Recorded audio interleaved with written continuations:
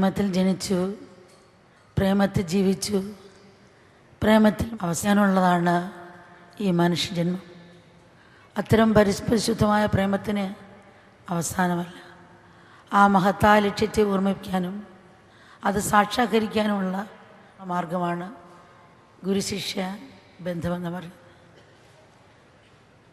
ഗുരുവിന് പ്രത്യേകിച്ചൊരു ഗുരുപൂർണിമയോ വലിയ ബാഹ്യമായ ആഘോഷങ്ങളോ ഒന്നും ആവശ്യമില്ല.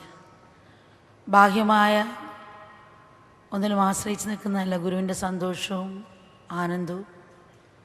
ആഘോഷം ഒന്നുമില്ലെങ്കിലും ഗുരുവിൻ്റെ അകം എപ്പോഴും ആഘോഷ ഉത്സവത്തിലാണ്. അവിടെ ആനന്ദവും ആഘോഷവും മാത്രമേ ഉള്ളൂ. ശിഷ്യൻ്റെ മനസ്സാകുന്ന ആകാശത്തിൽ പൂർണ്ണചന്ദ്രപ്രഭയോടെ തെളിയുന്ന ഗുരുവിൻ്റെ കൃപാതിരേകമാണ് ഗുരുപൂർണിമ. ആ കൃപ കിട്ടാൻ ശിഷ്യന് പൂർണ്ണമായ ആത്മസമർപ്പണം ഉണ്ടാകണം.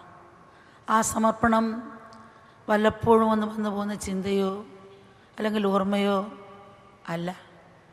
ഗുരുവിൻ്റെ പാദത്തിൽ ശരീര മനോബുദ്ധികൾ പൂർണ്ണമായി അർപ്പിക്കപ്പെട്ട് കഴിയുമ്പോൾ ജനിക്കുന്ന പരിശുദ്ധ ബോധമാണ് ആ സമർപ്പണം.